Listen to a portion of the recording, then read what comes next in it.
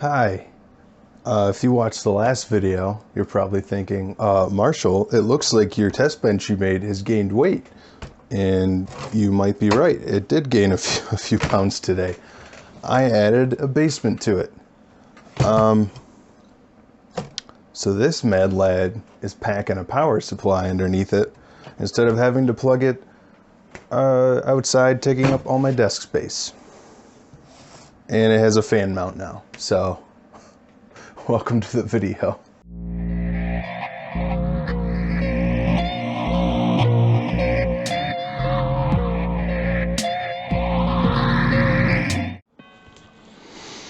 All right, so today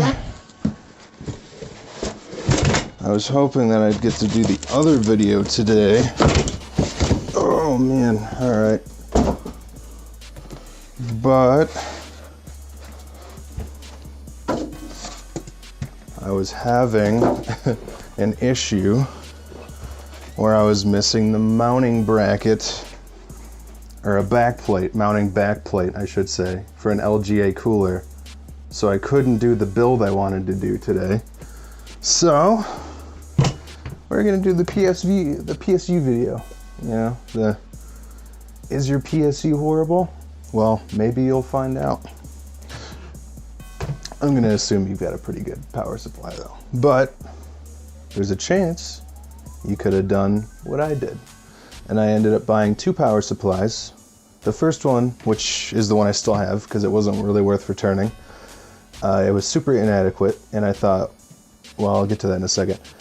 It was super inadequate, really low power. It was like a 400 watt power supply. Didn't realize that that wasn't enough for what I was doing.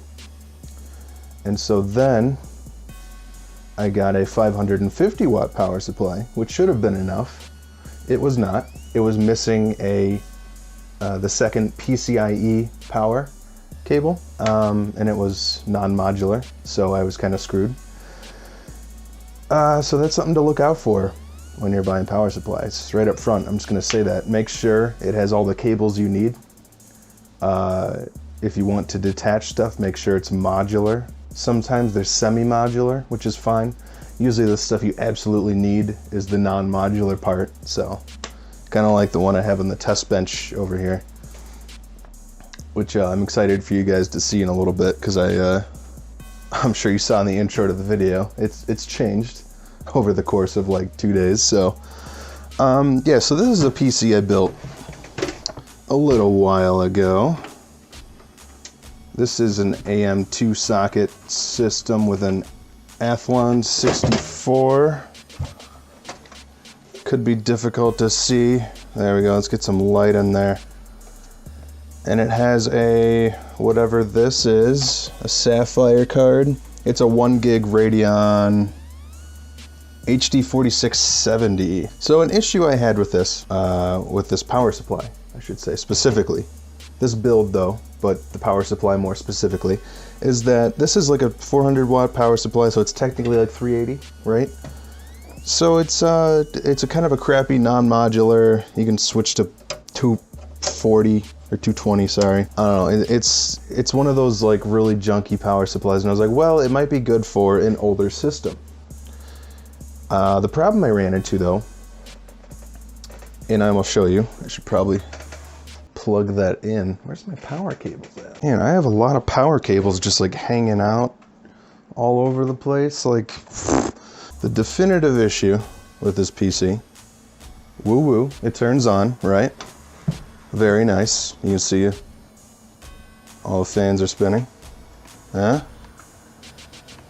It's on 110 like it should be.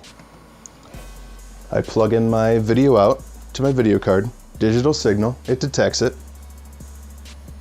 All right, goes into sleep mode. No output.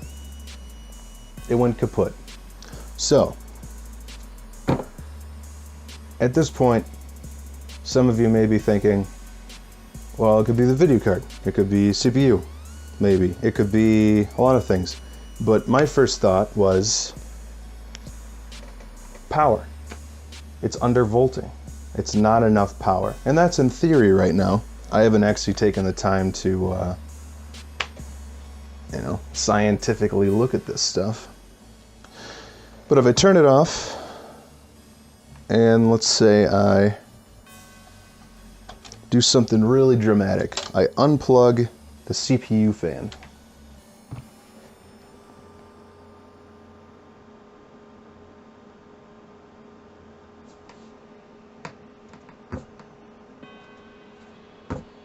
Still nothing. Let's say I unplug these fans.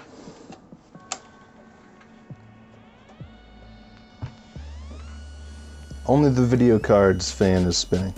It's the only one receiving power right now.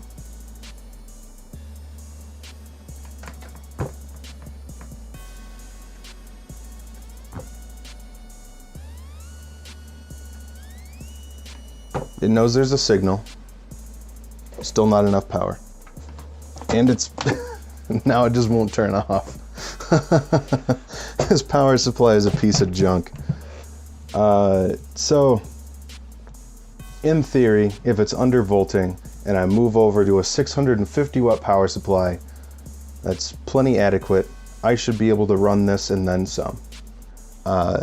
And just to note, this video card is basically passive when it comes to extra power. There is no extra, like there's no PCI cable required to power this. It's completely powered by the PCI Express lane. All that being said, I would like to take out this computer, throw it on the test bench, and use a adequate power supply for most systems, and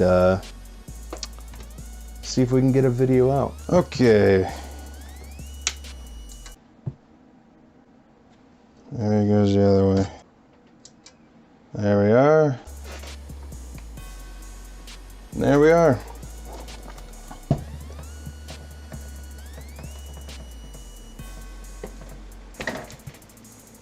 Voila.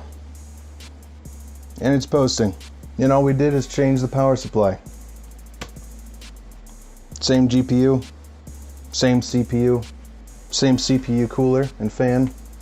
Very similar fan that's plugged into the bottom, pulling air out from under this top half of the test bench.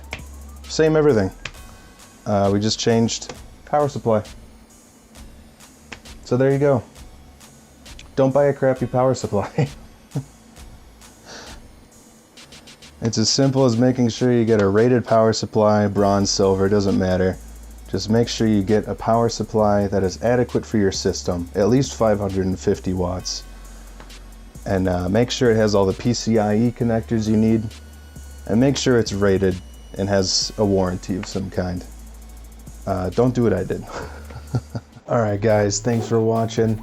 If you enjoyed the video, make sure to leave a like and sub if you want to see some more content like this. And I am going to do something with this crappy power supply. There are DIY ideas for turning this into a case for a Raspberry Pi. So I thought, well, maybe I could do a video where I gut this thing and turn it into an actual case. So if you think that'd be cool, yeah, again, sub, and maybe I'll get to that in the future. So thank you again for watching. See ya. Okay, this does require a standoff in a place I wasn't expecting one to be. But those are there, so I think it's fine.